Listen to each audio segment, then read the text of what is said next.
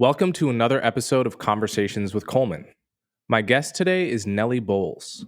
Nellie Bowles is a journalist who used to report on technology and culture for the New York Times. She now writes a hilarious and incisive weekly column for the Free Press. In this episode, we discuss her new book, Morning After the Revolution: Dispatches from the Wrong Side of History. We talk about the reality of homelessness and drug addiction in American cities, the idealism and limitations of the progressive left, how human nature dooms idealist projects, the origins and evolution of Antifa in Seattle and Portland, the financial corruption of Black Lives Matter and Patrisse Cullors, the decline of political comedy, and much more. As always, if you'd like to support the show, you can do so at patreon.com/Coleman Hughes. So without further ado, Nellie Bowles.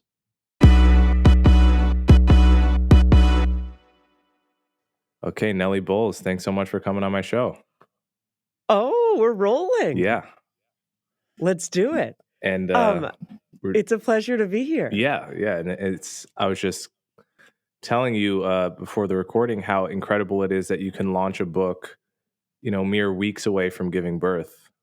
And, any one of these things is usually enough to take up somebody's full emotional, mental bandwidth, but you're doing double duty, birthing two things. It was not planned this way. It was definitely, not that we got pregnant accidentally, obviously, but I didn't think it through, I would say, in terms of calculating the months and the timing. But it's been good. It's been good because in a way, the pregnancy sort of puts everything in perspective where I'm like, oh, this is nice if this book does well. I want it to do well. I really like the book, but also like a few weeks after the book comes out, then I'm going to birth a baby. And it's like the fucking Pulitzer Prize. It's like a tiny baby. That's the best thing ever. Right. So you're a very interesting writer to me because you were a science writer at the New York Times for a while, but you're also one of the funniest political writers, in my view. You have a weekly column at the Free Press, which I never miss, and which just is, Tom Wolfe is really the only person I can compare it to that people will have. Like a dime store, like a bad version of Tom Wolfe, but I'll take it. No, seriously. Just absolutely hilarious, understated comedy. It's just it's actually laugh out loud funny, and the whole book is that way. And it was just such a pleasure to read. It's been a pleasure to read you for a long time. But you're interesting in part because I don't associate being a good science writer with being a good political comedy writer, let's say. Do you find there's a difference in your mind between science writing and comedy writing? Are there two different parts of the brain, or is it all one big thing for you? I have stumbled into my current situation of doing this column that's like a funny news send up.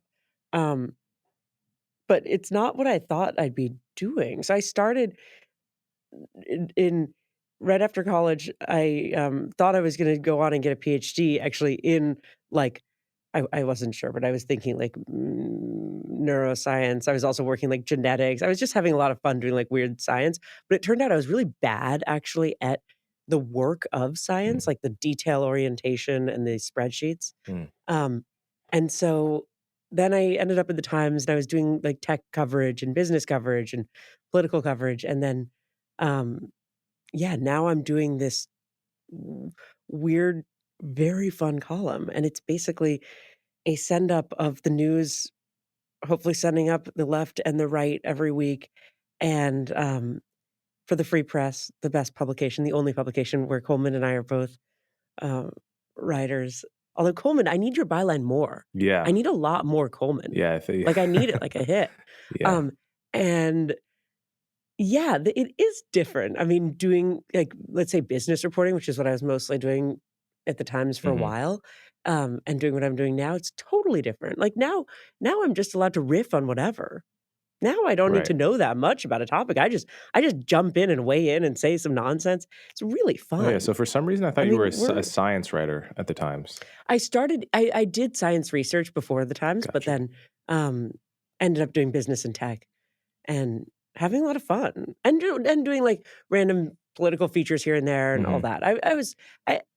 By the end of my years there, I was doing like long form features and trend stories Mm. and things and S- having a blast in a lot of ways. Yeah. So I don't actually know much about your background before you were at the New York Times. How is it that you got there? Where are you from originally, and what was kind of the quick version of your life story that got you there? Okay, so I'll take like 45 minutes on this one. Perfect. Or okay. So I was born at 4:01 a.m. It all and started in the year 832 when so-called Ukraine. Oh my god, that was really the wildest. Okay. Yeah. Okay, no, seriously, seriously. I'm from San Francisco. I born and raised, and my family's all still there, and I started the San Francisco Chronicle like a lot of newspaper reporters do. Once I realized I was really bad at the actual work of science and got fired from my first job, which I now see as a rite of passage for all 22-year-olds, I ended up as an intern at the San Francisco Chronicle and kind of went from there. It was a pretty traditional path, although I bounced around to a bunch of new media startups that during the height of the tech boom, everyone was opening a bureau in San Francisco. Everyone was like, "We're gonna have a bunch of tech reporters." And so I worked at The Guardian when they had a big office there for, like, a hot second. I worked at a tech news site called Recode, that since was kind of half shut down, half absorbed, um, but I was always in San Francisco writing about my city, my hometown, and writing about the changes I was seeing there, positive, negative, and funny. A lot of the stuff that was going on with the tech boom in the city was really, really funny. You had all these idealistic young people flooding in with really wild notions of how to live, how to make money. The companies themselves are often inherently hilarious. Like the idea of Uber before Uber was a thing Mm. is absurd sounding, Right. just hopping in a stranger's car. Yeah. And I yeah, that's how I started. And then when I got hired at the Times, I was still in San Francisco, and then only now we're in LA because I couldn't quite convince my wife to move to San Francisco. It's a little too small town for her, I think, which is what I like about it. But Bear needed a more of a city. But I I did see. convince her to leave New York, which was I consider a huge I accomplishment. see. So you were responsible for that. Yes, I'm a California chauvinist. I'm a California supremacist, Mm. if you will. Yeah.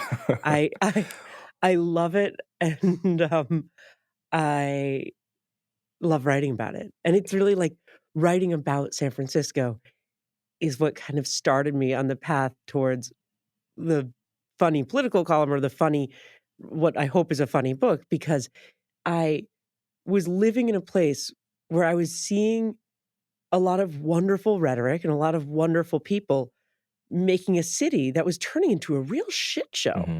And I was sort of trying to figure out what was going on. Like, what was the difference between what I was hearing and what I was seeing? Hmm. And why was it so vast? And so it opened my eyes a little bit to some of my own wrong ideas and to some of my own kind of misconceptions about the world and or naivety. Yeah. Yeah. So last time I was in San Francisco, I recorded a couple podcasts and then went to a nice place for dinner with a couple of Mm, friends. And the waitress comes over and says, "Hey, look at the menu, blah blah blah." And then she goes, "Hold on a second." She looks out the window, leaves the restaurant mid sentence, does something no. I can't really tell what she's doing. She's talking to someone outside. I'm like kind of shocked that she just ditched us mid sentence. She comes back 2 minutes later, resumes taking our order like nothing happened. And I ask her, what was it you just did out there? And she goes, "Oh, I just had to go make sure that that woman wasn't getting robbed. She had a shopping cart, looked like she was getting robbed. So I just kind of had to I just had to see if she was okay." And I go, "Does that happen often around here?" She's like, "Yeah, every day." And then I kept talking to her about where she was from. I think she was from Pittsburgh, funny enough, or Hmm. somewhere in Pennsylvania. And I was like, "Well, how do you like living out here with that kind of a reality?" And she goes, it sucks, but it's better than where I came from, because Mm, she felt where she came from was a really racist town that didn't align with her mm. values. So for her, it was like a trade off. You Yeah. get less racism, or at least less white racism. And, every 20 minutes or so, you have to go stop a crime in progress, but half a dozen of one, you know, six of the other. I mean, no, San Francisco, the reason it's such a great city to write about is because it matters. It's so goddamn beautiful. It's so special. There's all the money in the world. There's all the ideas in the world. It has everything. And so it's not like when you're writing about San Francisco, you're writing about a place that ought to be so great. Mm, And that's why it's fun to write about, because it doesn't feel like punching down, because it has everything. right. And there's a reason it's worth fighting for. And so, yeah, the streets of the city, I mean, it's a mess.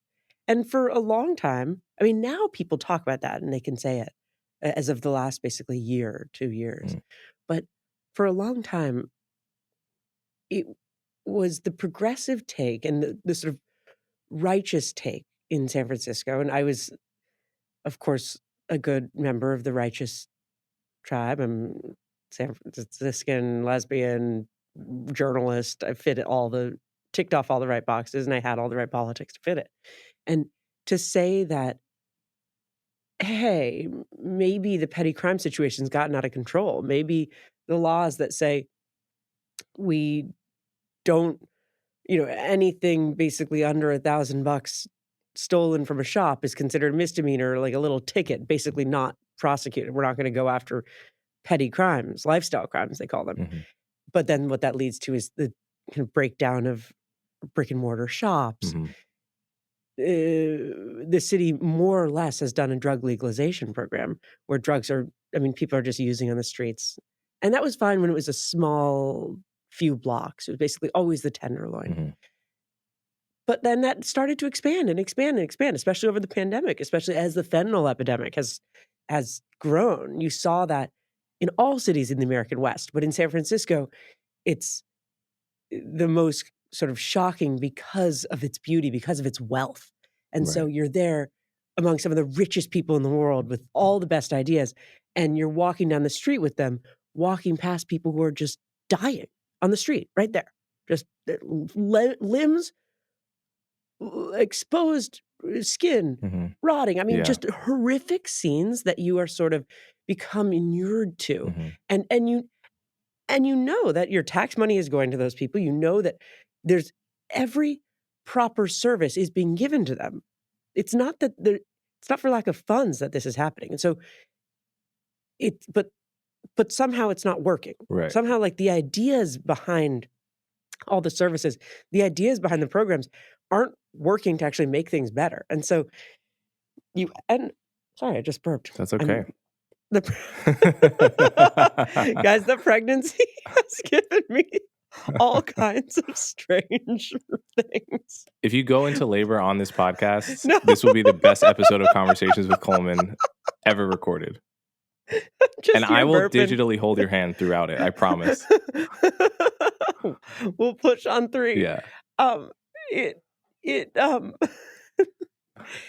Yeah, you're constantly struck with the reality that's really different from all the ideals, and Mhm, you can't be a person in San Francisco and not slowly wake up to that, unless you're really, really a committed ideologue, and you're just like, "No, we're just gonna push through," like, utopia takes work, eventually these streets will get more beautiful, all these mhm, people on drugs will, like, magically correct mhm. themselves and get off drugs. I don't know how. We just need more money, more time. But if you've got any sense in the city, you're waking up to some of the reality. Yeah, it's so difficult seeing, um, people struggling with drug abuse in broad daylight, nodding out, this kind of thing. I remember the first time I saw it as a teenager in New York City. I was Mm, from a nice suburb outside of town, nobody nodding out there. And probably when I was 14 or 15, I came to the city by myself for some reason. And I saw my first person properly in the throes of opioids and heroin, and I just Mm, stood there looking at the person like obviously everyone else in New York just has seen it a million times. And I remember a woman stopped and saw me looking, and she mm, said, "You know what that is, right?" And I said, "No." And she said, "That's heroin." And that memory stuck in my mind. I think when people yeah. see that for the first time, the natural belief, if you have any amount of empathy, is what are we doing to help this person? Right? Like, what Mm, does this person need in order to get off drugs and rejoin society? That is the natural first impulse. And it's from that impulse that you get every policy designed to make that person's life easier, right? Like, okay, mm, let's give this person, maybe this person is poor, right? They probably don't have very much money. Let's give them a monthly cash stipend. Well, looks like this person doesn't have a place to sleep. Let's give this person a homeless shelter, and let's try to make it less shitty. Let's make it something less than something better than a warehouse. Let's give this person a proper bed, and so on and so on and so forth, in the hopes that once you check off the last box of state sponsored kindness to this person, they will wake up and say, "Holy shit! I got to get off this drug. I'd be so much happier if I wasn't in a cycle of heroin use and withdrawal my entire life." mm. The sad realization, I think, comes when and there are documentaries to this effect. To this guy, the Channel 5 news guy on YouTube, has some of the best ones, and he has a great one on San Francisco. I don't know if you've actually seen that. I don't know if I have. Yeah. Um, but so much of the time, if you stick a microphone in front of many of these people's faces and ask them, what are you in a lucid moment? What are you up to here? Like, what are your goals? Like, what are your struggles? Talk to me. So many of them will just say, "Look, I'm in too deep. I'm going to be an addict. Probably, I'm probably going to Yeah. die doing it." And and sadly, many of them will say something like, "Actually, I'm not even from San Francisco. I came here because I heard it's a lot easier to live this addict lifestyle out here. That the drugs are fantastic, and the authorities don't bother you. They actually keep you kind of comfortable. So I actually came here from somewhere else." And that's when you see enough people say that, that can change your attitude towards the problem of homelessness and drug addiction, because it turns out all those kind of boxes you were checking to make like life easier, rather than get people off drugs, incentivized drug addicts from other places to come here. Yeah, I mean, my politics on this still are my feeling on it is still that of what I think of as a good liberal, which Mm, is basically like, I want these people to receive support and health care, and I don't want people dying on the street. But the obsession right now on the left is to deny that that this is a drug problem. mhm, To deny that these people are struggling with drugs at all, and to say that's just sort of a tertiary thing. It's mhm. really capitalism. Right. It's really racism. It's really all these other issues that they're struggling under neoliberalism. It's not about drugs. It's not about drugs. They're obsessed with saying it can never be about drugs. And it's like, it might be about drugs. Like fentanyl is a hell of a drug. Yeah. And we should just acknowledge that. And there's no appetite anymore in the American West. On the East Coast, it's a little different, but in the American West, there's no sort of emotional appetite for the really difficult scene of taking someone off the street and forcing them into rehab. Mhm, And that's what ultimately it looks like if you're gonna say, "We're gonna give you food, we're gonna give you healthcare, we're gonna give you a monthly stipend, but to get better, you also have to come to rehab." And a lot of people respond to that and say, "No, I don't want to. I don't wanna get clean. I like using fentanyl." And you can't pretend like they're not gonna say that. Like, all the advocates of the left now, w they'll argue basically, "No, you just need a more beautiful shelter for that person. You just need a more beautiful meal. You just need more funding, more" and it's like, "No, you need to help them get clean." mhm. And one of the things I write about in the book is, like, I talked to one of the moms of a kid who's on the street. All of the kids you see on the street, all of the kids who are dying of overdoses in San Francisco, which, by the way, for the years of the height of COVID, more people died of fentanyl overdoses on the streets in the city than died of COVID. Wow. So it really is killing a lot. And so you talk to the moms, and they're desperate to get their kids into rehab, to get they're desperate for their kids to be arrested because the only time they get dry and clean for a minute Mhm. is when they're arrested. Now that shouldn't be the option, but whatever. We can talk forever about, like, the the closure of the asylums and the closure of of kind of forced rehab facilities. I'm sure there's a more PC term than forced rehab, but Mhm. that's what it is. And it just, to me, is like the willful blindness to just the reality Mm. and an inability to talk about the actual facts of the matter. Like, it's not neoliberalism and capitalism. It's not this, it's not that. It's drugs, Right. and it's okay to talk about. And it doesn't mean you're not sympathetic, and doesn't mean you don't have a heart. And I would say that the kind of empathy that's driven the politics of American cities, which is this sort of new progressive empathy, is quite cruel in practice. It leads to quite cruel Mhm. situations. And yeah, I just It's a it's real shame. Moving from city to city here, yeah. from San Francisco to Seattle, Oh my and god, my favorite town. yeah, um, I was pleased to find in the book, which I didn't know, is that you were actually in the infamous Chaz Chop zone, the autonomous region. I went as it was wrapping up. I wasn't there in its height, which I'm still mad about. Yeah, It's real the real peak of it. Um, I imagine most people listening will remember what that is, but for those who don't, can you kind of describe what oh Chaz yeah. was and what kind of social experiment it was and how the experiment turned out? So starting in 2020, in that famous summer, as part of what we think of as the BLM protests, also rising was a kind of Antifa call to action, and Antifa deciding, "Oh, hell yeah, this is our Mhm. moment."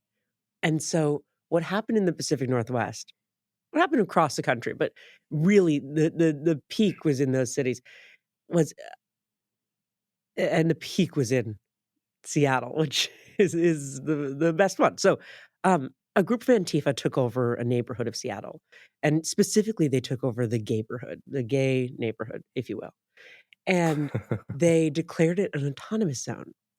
And the mayor of Seattle, as many mayors throughout America did, basically embraced this chaotic moment and said, "Actually, the chaos is good." And so she said, this new autonomous zone that put up borders, that declared no cops allowed, that declared it had its own new set of laws for these city blocks. She said, "This new autonomous zone, we're gonna endorse it. We're gonna embrace it." She called it like a summer of love. She put up using city funds, put up helped reinforce their existing barricades, gave them porta potties, went and would do sort of media tours, wandering around looking happy in there. So needless to say, all of her text messages from that era magically disappeared Hmm. in later lawsuit discovery. Mm. Magically, and she has since promised better data retention Mm. methods for the next time there's an uprising. But so they took over this area, and for a while they held it. And it was basically, I mean, now when I think about it, I think a lot about the Antifa because of what you see on college campuses and what you see in terms of like comfort with violence. Like I think that at the time, it was very important to deny that Antifa was involved, that there was any kind of violent element, that it was anything but a 1960s style summer of love hippie movement.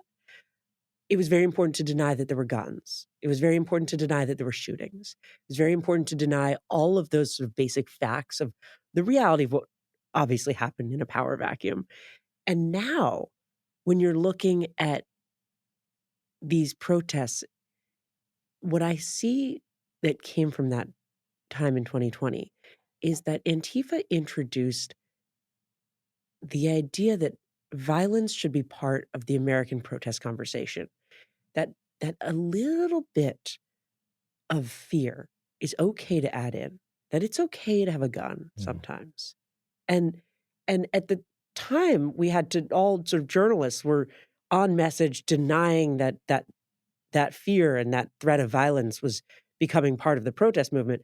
And now you see it so clearly when you hear Intifada revolution or like there's only one solution, Intifada revolution, and Mhm. calls for armed violence, calls for war. And anyway, so um yeah, I was a reporter at the Times then, and it was a little bit the beginning of my journey to writing this book was trying to cover CHOP, and I found there was a ton of pushback internally, and I was sort of like, "Guys, this is the most interesting story happening right now, like, I gotta go. We should have a ton of people there writing about what's going on.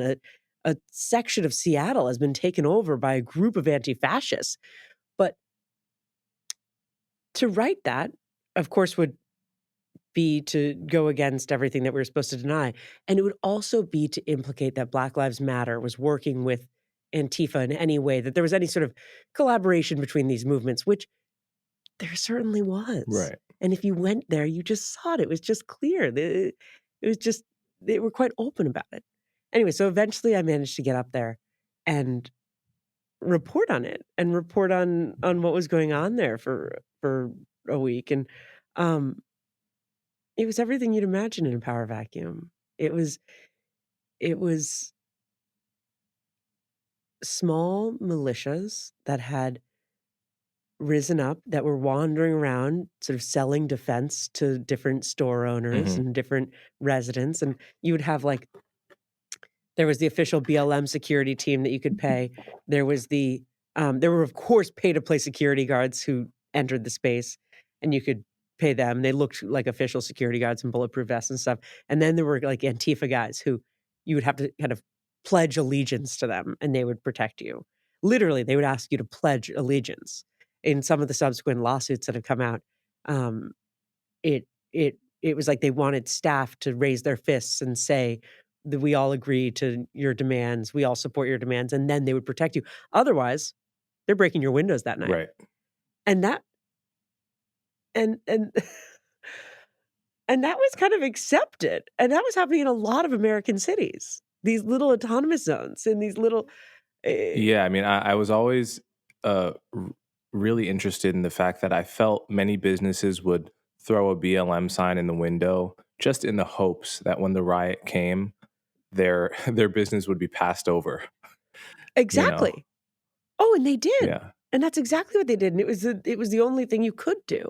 And, if I mean, I remember there were signs in windows that said things like, "Single mother owned, please don't break this shop, it's all I have." Yeah. Or there'd be signs in windows that would say, "Black owned, please pass," like, basically, "Please pass this over." Right.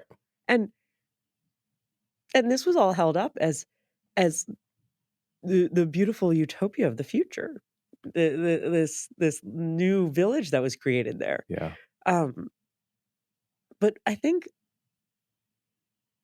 eh, yeah, and they would have, like, a little community garden and a little medic station, and it would all be talked up a lot. It was talked up in the media as, like, and by the media, I mean mostly the left-wing media, like, you'd see in NPR or in the Times, like, all of these, um, glowing reports of their beautiful community garden or whatnot. And then the right-wing media, you also couldn't totally rely on because the right-wing media would be like, all caps, Yeah, like, right. "Left Hundreds have destroying died. Seattle, like, hundreds have died every day." I mean, That's how you I know felt what in 2022, which is why I went to so many BLM protests. I went to many in exactly, New York and one big one in DC because I just knew that I could not trust what either side was telling me. Fox News was exactly. not going to give it to me straight, and CNN was not going to give it to me straight. And so, CNN was the yeah, craziest. CNN was the I same. used to like CNN Yeah, until the last couple years. I mean, it was CNN used to be, like, pretty good, and yeah. yeah, they really showed their ass, wow. But but It's interesting how these little autonomous experiments, whether Chaz, Chop, or the recent encampments at Columbia, the liberated zone, how quickly they devolve into precisely the features of small totalitarian states. It's like they literally they're they're autonomous for 5 minutes before they start shutting down journalists that want to, Oh, like no one does border control better yeah. than a I mean, left-wing they autonomous build a zone. wall to start with. Like, there's no debate about whether to build a wall because they start by building a wall. Their border control is truly impressive. Yeah, You saw at UCLA, a public university, they literally started giving out wristbands almost immediately. right. They're like, if you want to walk by the library, you got to wear one of our like anti-Zionist wristbands.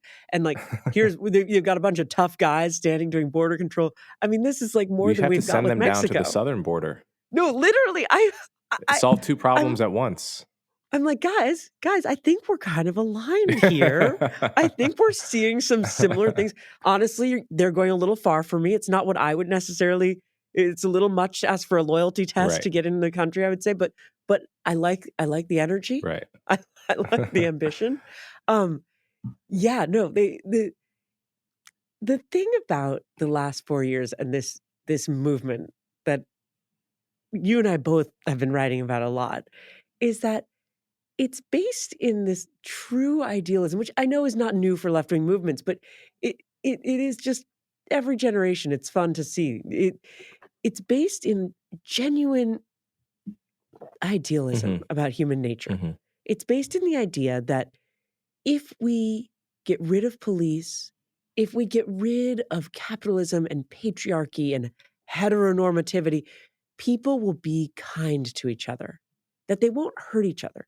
That if we just release people from the shackles of these bad influences, these sort of evil um, forces, Hmm. neoliberalism, sexism, that they will be kind, that they won't steal, that they won't hurt each other. And this is behind all of the abolish police movement. Yeah, This is behind the defund police movement too. And you end up sounding like the asshole because you're sort of like, well, I don't know, people might still kind of be bad. And you sound like a jerk because you're like, what do you think? You think people are bad?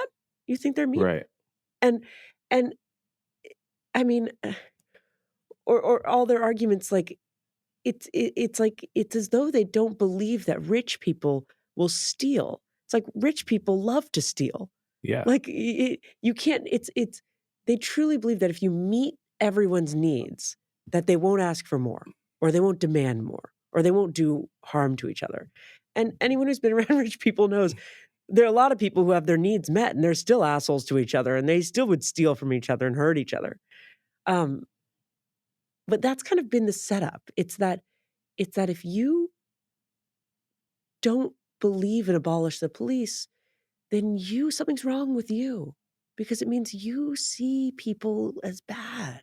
right, And and so each of these settings for that they've built over the last few years and really some of the efforts, some of the citywide efforts in during the height of defund and abolish, some of the citywide efforts were based on this notion that, you know what? It's the cops who are causing the problems. We're gonna just let people's natural goodness finally express itself. right. I remember I used to say, and I think other people have said this too. The big idea during 2020 was let's get rid of the cops and replace them with social workers. Okay, Yeah. so what happens when the first social worker goes to a person having a mental breakdown and just gets beat up by that person because the person is having a meltdown, the person is scared, the person thinks you're a dragon. These are stories I've actually heard from cops on this podcast. And the social worker gets the daylights beat out of them. Then all the social workers get together, they have a meeting, they said, okay, we need a little bit of protection. Okay, let's bring a flashlight and some pepper spray, something light. Okay, we're not cops here. And then the first person deals with someone on PCP who gets pepper sprayed, doesn't even phase them, and beats the daylights out of that social worker. okay, well, let's not go straight to guns. Let's try tasers, right? And just slowly, step by step, you end up reinventing the cops. Yeah. I mean, and so many of the solutions in lieu of cops, like the violence interrupters and stuff. I talked to a couple violence interrupters for the book. It they're put in the most dangerous situations. This is violence interrupters are this program that many people, many progressives in many cities got behind as here are these non-cop figures who are in the community, who know everyone, and we're just gonna let them, like, get involved with violent situations and help interrupt that violence, and that's gonna be their MO, and they're not armed because, like, yeah, why would you bring a gun in? They don't even wear bulletproof vests because, like, that sets up a weird vibe, and, of course, they suffer enormous amounts of violence, way more than the average cop, Mhm. of course, and meanwhile, they're not in a union, they don't have a pension, Right. they don't have body cameras on, they don't have any protections, and so, in a weird way, the American progressive movement has created a thing that not even the most right-wing capitalists would have I mean, eh, the libertarians would love to have totally ununionized, like, fight for yourself, you're on your own in the city vibes. Right. Eh eh it's just a very bizarre, if you step back and, like, look at the politics of it, it's a very bizarre impulse Yeah. to want non-unionized, non-pensioned, it tends to be middle-aged black guys Right. sent into the most dangerous situations for little pay. I mean, it's And crazy. it also presupposes that it's possible to stop every fight with your words, which in Oh, I reality, know. the very few times in my life that I've been around fights or like in close proximity to fights, it's very difficult to get two guys to not fight if they want to fight. It's actually difficult. I mean, I remember once I was in a bar late at night, everyone was drunk, and for some reason, two guys just went at each other. I never actually learned why. Never learned why. Doesn't matter But why. it took like 7 guys to get them apart from each other. Like 7 of us, 3 and 4 pulling on either one. And the idea that there is such a skill, that there exists a skill that you can cultivate in yourself. You can become great at just kind of like Jedi mind trick. You two don't really want to fight. And I'm so good at this skill of talking grown men down that I'm a violence de-escalator. The problem is there is no such skill. And I think it strikes me as such deep common sense that that skill doesn't exist really. I mean, there might be a few people in the world that actually really are great at it in Yeah, like, particular scenarios.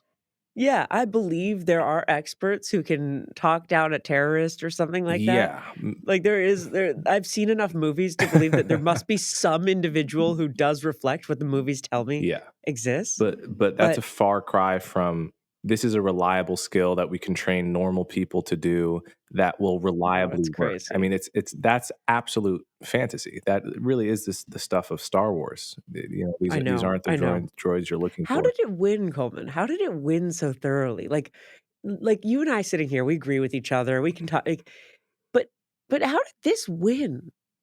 Well, I have a few theories. One is obviously people hated the cops so much and were blinded by that hate that they were willing to entertain things they would never entertain in normal times. In revolutionary times, I think human beings are kind of like locusts. When you learn that grasshoppers and locusts are actually the same thing, but when they get into an excited state, they behave totally differently, and that's what we call locusts. Whoa, I did not know Yeah, I that. remember I was mind blown when I learned that as Okay. well. Oh, But we're not that wow. dissimilar. I mean, when we get into groups and get into revolutionary times like the summer of 2020, we behave totally different. This is what the Cultural Revolution was in China. You read about these times in history, but we lived through a kind of a version of that on a smaller scale. Um, in fact, I'm not even sure it was on a smaller scale. But then the Mm. other aspect of it is why people are so vulnerable to the ideologies that negate the mean aspects of human nature. Mm, Obviously, Steven Pinker has the best book on this called The Blank Slate from I love probably him. 25 years ago or so. Still the best book on the topic, I think. But the question is, why do people, intellectuals in particular, young people, activists, deny there is such a thing as human nature? That we Mm, are in the animal kingdom. We are to some extent constrained uh, by our genetic inheritance, right? Like yeah, we're not infinitely malleable. We can't all behave like kumbaya all the time. We're always going to have an aspect of self interest. Most people, most of the time, are going to be driven by self interest to a large yeah, extent. We're going to be protective of ourselves. We're going to care more about our family members than we care about our children than we care about other people's children, and that can't be educated out of us. And mm, so, systems that presuppose that we can change ourselves always fail. That's why communism fails and capitalism doesn't, mm, because capitalism builds in self-interest as as a given fact that can't be changed, and leverages it in order to, at least in principle, make things a little bit better for everyone over the long run. And my view is that I think a lot of people, because they grow up in a family context, there's this quote I love. I always forget who it's by, but it's everyone is a communist with their family, a socialist with their friends, and a capitalist with the world, oh, I love that. which is true because I love that. the logic of communism actually is true of a good family. Mm, It's two each children, each person, each child gets what they need and does what they can, right? And there's no you don't get a bigger lunch if you do more chores, right? Because you're a 5-year-old or your uncle is disabled and he can't work, but he eats the same as everyone else. That is communism, and it actually works, but only in the context of deep familial kinship bonds or extremely deep friendships. yeah, That's how limited we are. But I think because people, we most of us hopefully grow up in such a context, people have the false belief that we can just extend that. Well, it works like that for me and my friends. Well, how come it can't work like that for yeah, all of society? How come we can't act like one big family? And so that makes them so vulnerable to these belief systems, which say, actually, we can act like one big family. All we have to do is get rid of all of these systems that presuppose human nature and self interest, the greedy capitalists, the cops, and all that. And then the rest of us can just be like one big family, just like your big family was. And we can give to each other and we can share, and everyone will have enough and everyone will be nice. Or if people aren't being nice, we'll sit down and have a family meeting and talk about it, and we'll resolve it that way. And it'll just work. The problem is, it never Coleman, I works. love that. Where's that quote from? Who said I have that? to find that out because it's a fantastic quote, and I think it's very That's true. that's really true. So then the solution would be And for people to actually, have happier family lives, or actually maybe less happy family lives, so maybe they stop trying to mimic that. that's right. I mean, what it is Maybe obviously it's too happy. family and friends gives you that fuzzy feeling inside that Mm, makes life worth it for most of us. And so I think uh, people want to have that fuzzy feeling about politics and society building. They want it to feel like a family feels, which is extremely naive, and why people are so susceptible to communism, idealism, and all of these other sorts of things. I know. We're all susceptible to idealism. It's true. Coleman, I love that Yeah, explanation. yeah. I wanted to ask I you, speaking of Seattle and Portland, do yeah. you know, how is it? What's the story of how those cities became such hotbeds for anti-fascist, so-called anti-fascist politics? Because if you're not in those two cities, it's even hard to believe some of the stories of things that have happened with Antifa.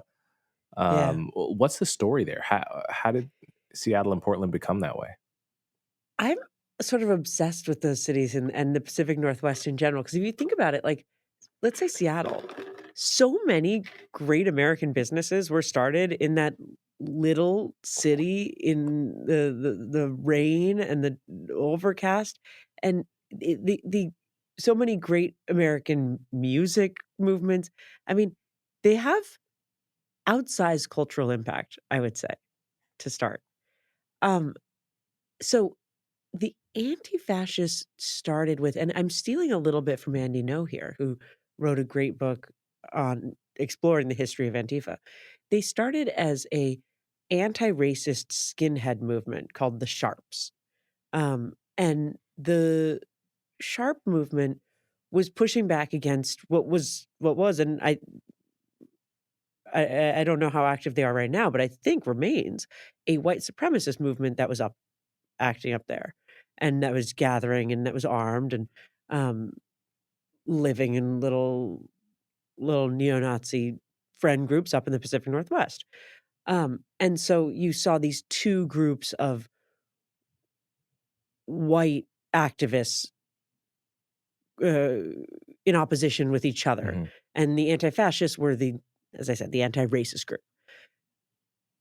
As the white supremacist groups of that region became a little less relevant or faded away or whatever, you then had this group of armed young people and a culture of gun clubs and um, a culture of using violence to escalate for political goals. And um, you had them up there training how to go to actual battle. Hmm. I mean, it sounds ridiculous because they're these skinny white guys, and it sort of seems like they're not like signing up for the army. They're not vets or something. It's not like the um sort of January 6th like former Marine um that you might imagine being frightened of, but more of a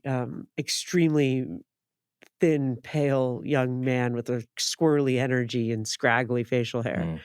Hmm. And yeah, so that's how they evolved. It was as a response to the real skinhead movement that was going on around the Pacific Northwest. And then they latched on to the BLM movement as a really effective way to spread. And the BLM needed them too. Hmm.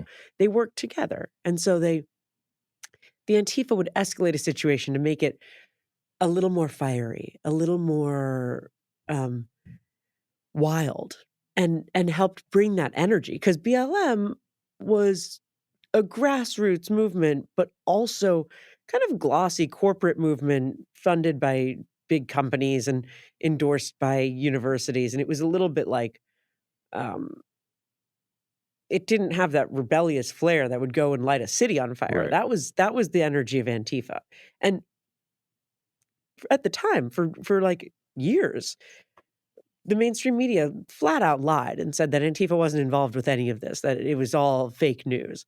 But as I said, they were very much working together.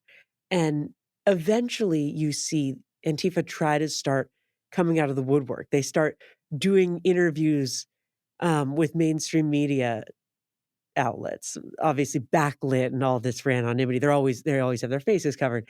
And you start to see the open embrace of them by mainstream liberal media outlets, where you have New York Times reporters tweeting that if your grandfather fought in World War II, he was an Antifa, right? You have the Lincoln Project come out fully in support of Antifa, saying anti-fascism is as American as apple pie.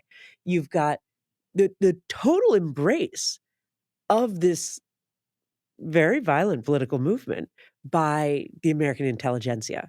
And that to me was the most stunning part of the last few years, was like a group of people who basically believe the same things as the January 6 rioters, where they're like, we believe in armed revolution and we're going to do it. And it's not about like technocratic change and votes are fake and all of this. A group of people who believe that. And you have the American press saying, these guys are great and we support it. And actually, anyone who fought in World War II was That's funny because anti-fascist. I must have missed the epilogue in Saving Private Ryan where they all come home and start burning cop cars. And That must be in the speaking of director's cut. and burning cop cars, I mean, you had,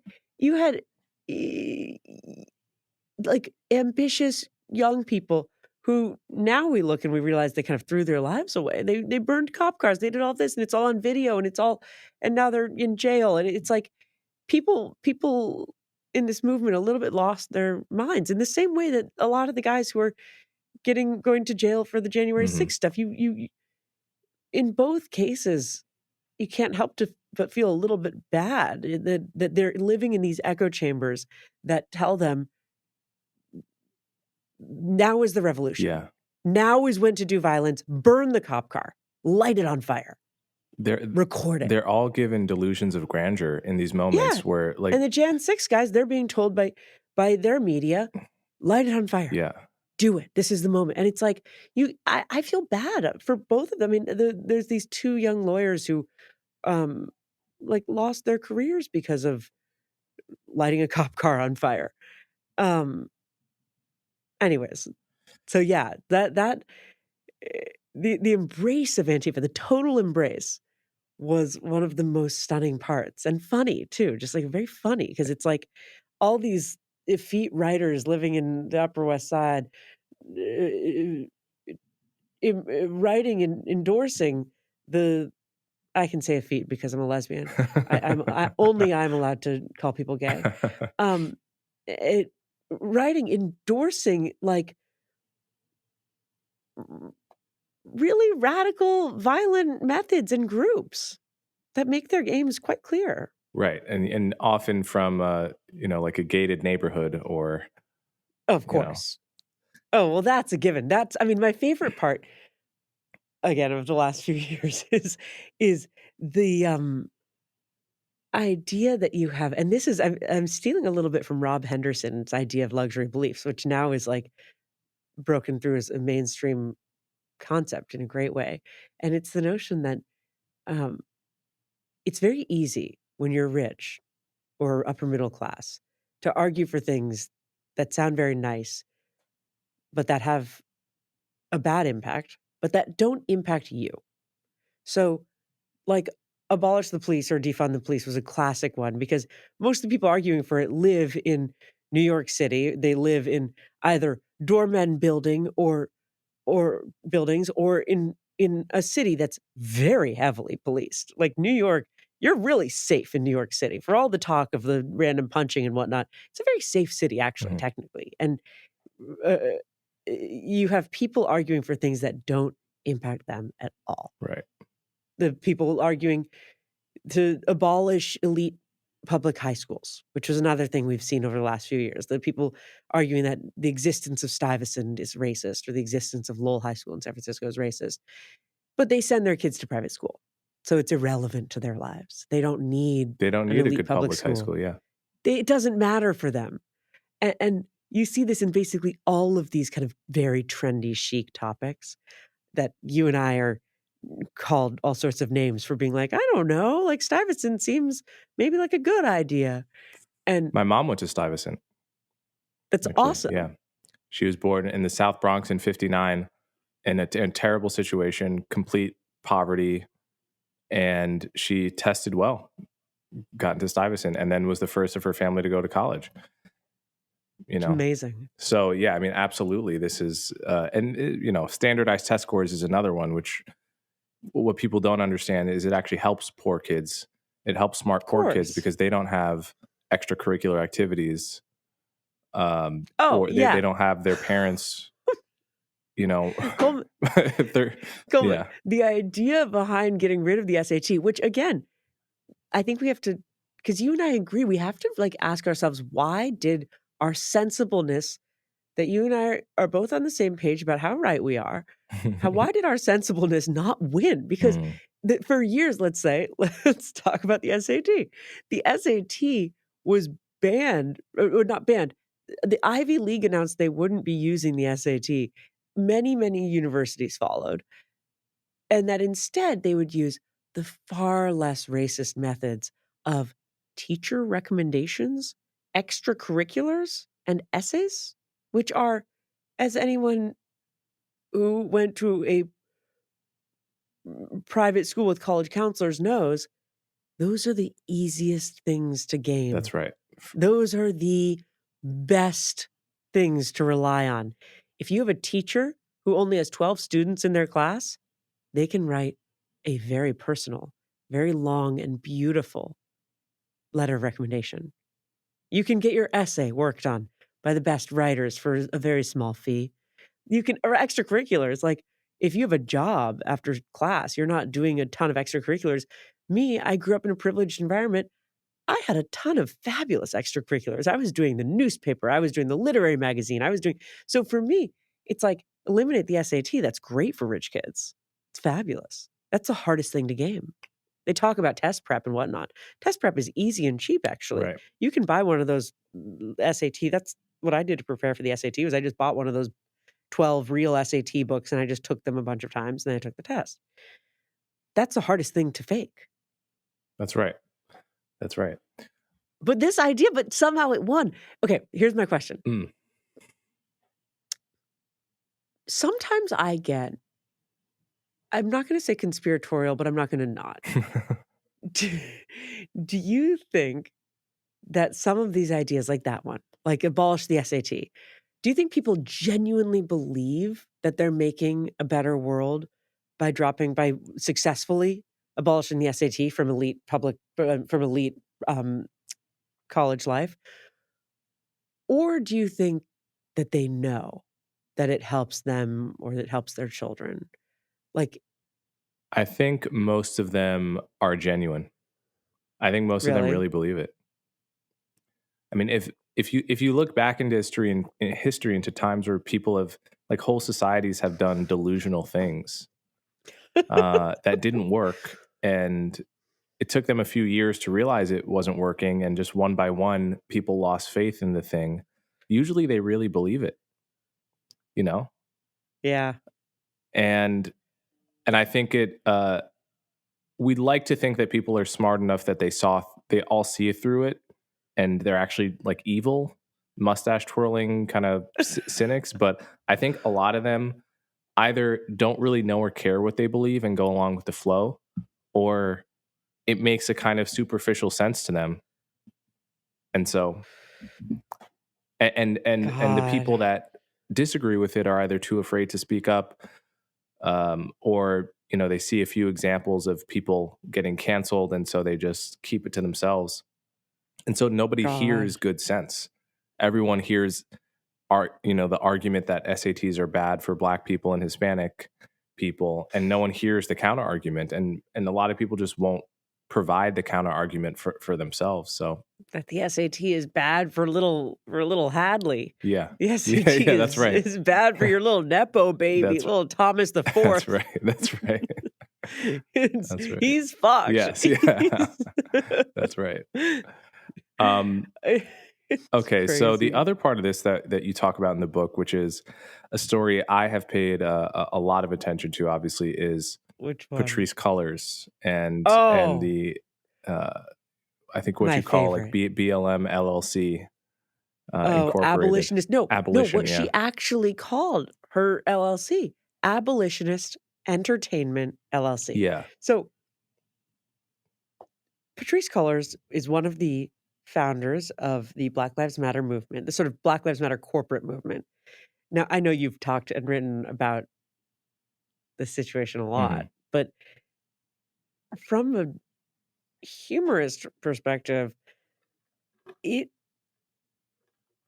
it is like it is like wildly insanely funny what she managed to do and the like amount of grift and amount of theft they managed. I mean, it's yeah. It's this group named themselves Black Lives Matter, so it became really hard to be skeptical of the group because it's like, what? Are you skeptical about Black people's lives mattering? yeah. It's the best political slogan of my lifetime.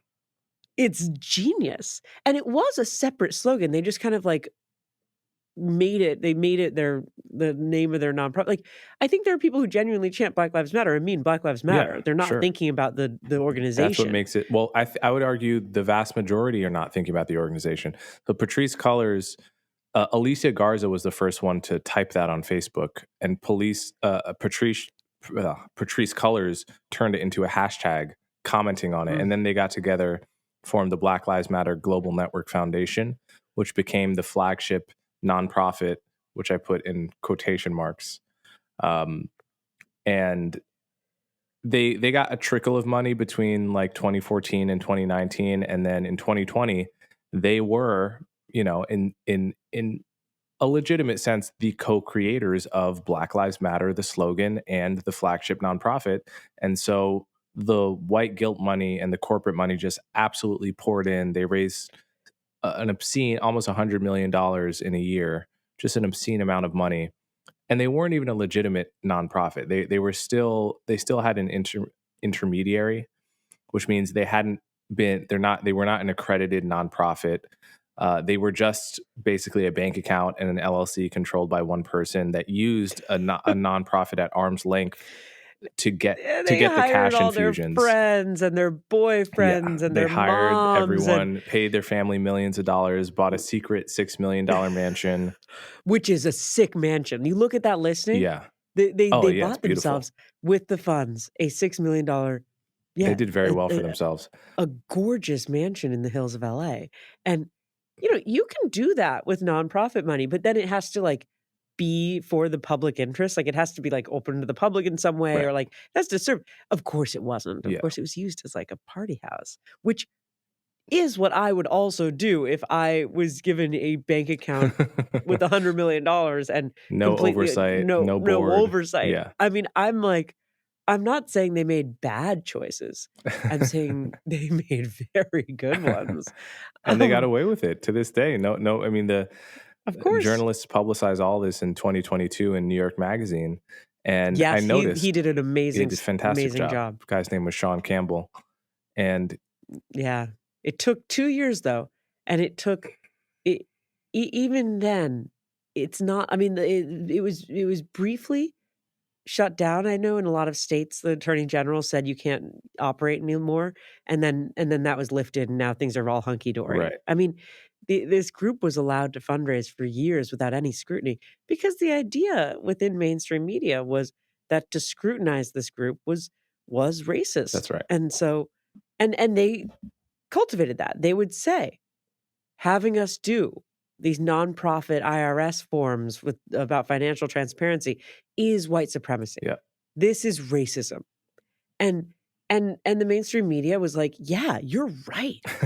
And so for years they could raise all of this money, and they could raise it in a really ghoulish way, which is to raise it off the names and faces of dead Black children, like murdered Black kids, right? Like, to raise this money off the name and face of Tamir Rice. And the And then, families took exception to that. Many of the of course, families saw exactly what was yes, going on and spoke out about it and said, "You are collecting money on the name of my dead child, of the name of my dead relative." They haven't. Those families saw none or almost none of that money, of and course. it's quite a. I mean, in another world, a world where you were allowed to look into such things because it wasn't considered racist, it would have been a massive scandal and a Netflix Yeah. miniseries. Oh, definitely. Oh my god. I would love to watch the Netflix version. And yeah, there was basically a agreed upon silence on any concerns about the finances here for years, of one of the biggest nonprofit stories of our time. And so it allowed for all of that good intention, all of that good energy, all of that cash to be basically siphoned off. I mean, I think now with the free press, one of the things that I'm so glad about is basically this the grip that the mainstream had on clenching on a narrative like this and saying, we're not talking about this and it's not going to be aired. We're not, this isn't something we authorize. So the mainstream press could basically shut down a topic, and you would see social media companies completely endorse the censorship, get all in on it. And so you would have this sort of agreed upon silence on really all the most interesting topics of the last 4 years. And now we're seeing that silence be much harder for them to hold. Mhm. And in part, that's because of people waking up, and in part, that's because of places like your podcast or the Free Press or publications that are saying, um, "We actually will cover this, Mhm. and we're not scared to touch this." I mean, there's a topic I keep or a phrase I keep trying to make happen, which is, um, the idea of time laundering the news. Mm. And basically what a lot of the mainstream media did for years and still does, which now I'm grateful for because now we have a business of doing our own media and doing our own stories. But, um, is a thing called time laundering.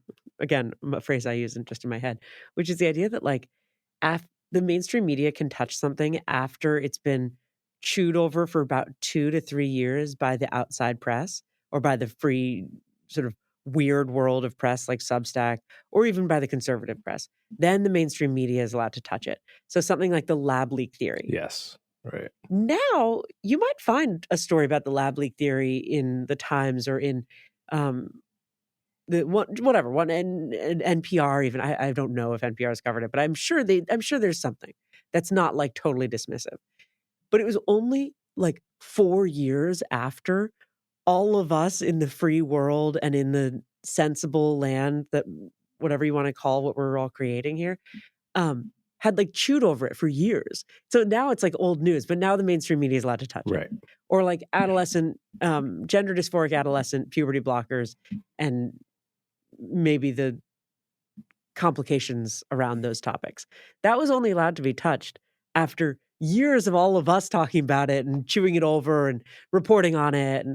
And in a way, it's really annoying. It's really frustrating. And when you're in one of those institutions, it drove me crazy because I was like, I want to talk about these and write about these things. But now in the outside, it's kind of fun to watch because Yeah. you're like, "Oh my god, you guys finally touched that. Oh, wow, you're talking about Years that." after it kind of mattered most. Yeah, Years like, later we're than all it really would have bored by mattered that now. most. Years after you could have had a significant impact by reporting on it honestly. Yeah, Now that exactly. you're probably not gonna pay a price for talking about it, now you talk about it. Exactly. Exactly. And all the people who were early to talk about it, oh, we'll still call them conspiracy Yes, theorists. We'll right. still call You'll them never that label apologize doesn't to change. Abigail Schreier, or but Exactly. you, in fact, you'll kind of pretend that you weren't part of the censorship machine over this topic the past few years. You'll memory hole Exactly. that Oh, and it's all just it's casually start talking about it. but Abigail will still be smeared. Yeah, And that's right. and the person who was early talking about the lab leak will still be smeared. Right, And the person who was early talking about BLM corruption will still be smeared. But now we kind of agree. And the vibe is, well, obviously, right, we always were a little wary about giving hormones to gender dysphoric 14-year-olds. Everyone was always aware that that was complicated and worthy of debate. right. I mean, it's like the best gaslighting you can Oh, yeah, imagine. definitely. Eh, yeah, and the reputations are never repaired of the people who lost their jobs for over this or that different topic. I mean, yeah, Abigail's a great example. She didn't lose her job, but she was smeared.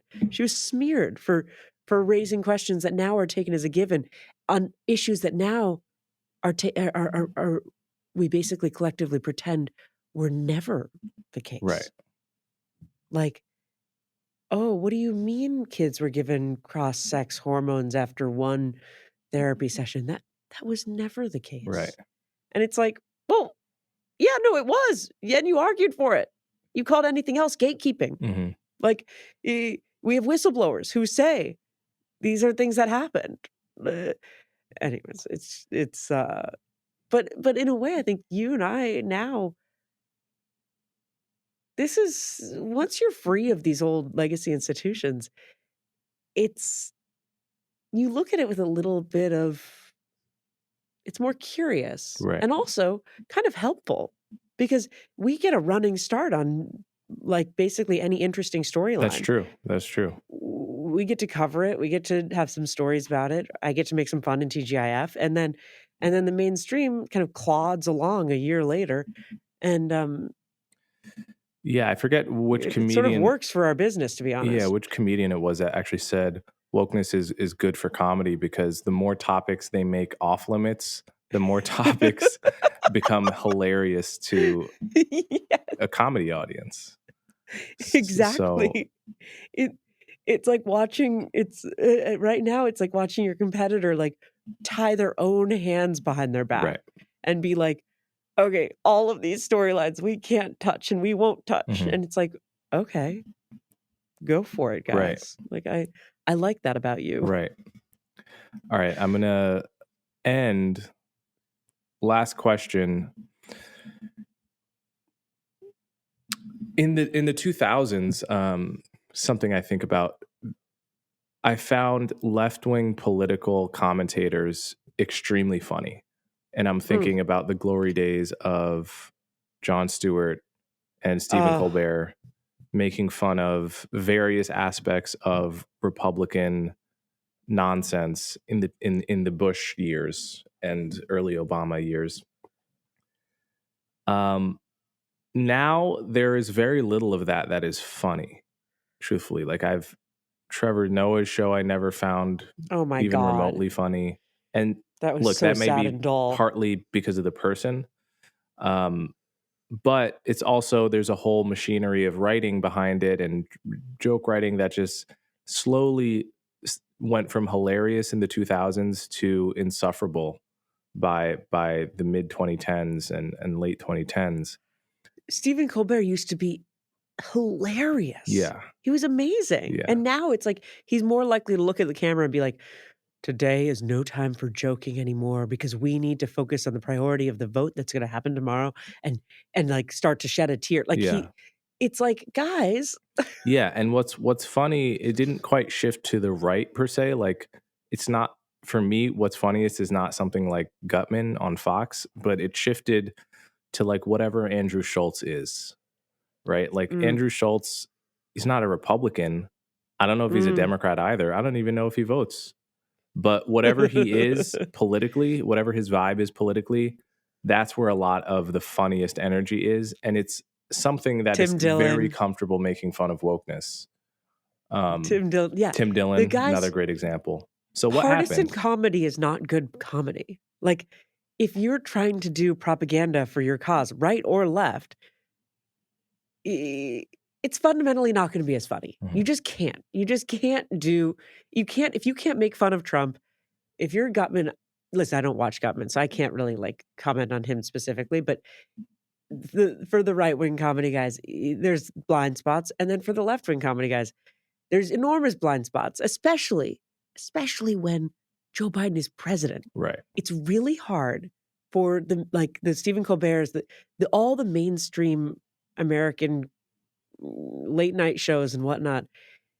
It's really hard if you have to pretend that Donald Trump is still the president and that he's the only one you can make fun mhm, of, and ignore the actual sitting president because it doesn't help your political agenda of the moment. That's really challenging. So I think that's why you see, is it wait, Gutman or Gutfeld? oh, Gutfield. Gutfeld, did I say Gutman? Yeah, I Gutfeld, sorry. I think it is Gutfeld, Yep, you're right. but that's why you see his success because sure, he's coming at it from a right-wing perspective, but he is lucky right now because the president is a Democrat. Right. So it's actually like he And he can and make and fun of there the are sitting just so many president. jokes that present themselves because of, Yes. Biden is a grandpa. Yeah. But so speaking of tying your hands together, I mean, not being able to sit and make fun of the sitting president is really, really a hard thing to ask a late night comedian to do. I mean, I know they make a little joke here and there, but it's so fearful, and their writers are so scared of the whole of anything that might not help it, our Joseph. And I don't know, I think it's pathetic. I think it's so boring, but I think it's why you see the rise of, like, our obsession Tim Dillon and of the kind of new untethered comedians who aren't coming from corporate media or legacy companies, they're not at CBS or whatever. Right. And, yeah, it's just depressing, it's just so boring. Like, Jon Stewart, he's still sometimes good now that he's off Apple, thank Yeah, God. yeah, he's definitely got But, better. like, oh my god, Jon Stewart on Apple, it was dismal. It was dark. It was like, I don't want all my comedians just telling me their political, who to vote for and why and how today is no day for comedy. That works maybe once or twice, but, like, you can't have every night be another "Today is no day for comedy." We need to all understand the threat coming from the Republican Party this morning, and we need blah, blah, blah, blah, blah, blah. It's like, you know, Yeah, well, your book is part of the always a day for solution comedy. in being absolutely hilarious. Here it is. Mm, Coleman, I thank you. thoroughly enjoyed reading it, and I think there's just a certain tone and storytelling and just mastery of just the most subtle, hilarious jokes and observations there that people will have a really fun time reading, and you'll also learn a lot about stories that may have passed you by over the past 4 years. So it's the best way really to take in some of the crazy aspects of our political culture over the past few years. So I really encourage people to buy it, and it's been a pleasure to have you on, Nelly. Coleman, it's so good to see you, and thank you for having me on, and, let's hang out more. Yeah. Have me on anytime.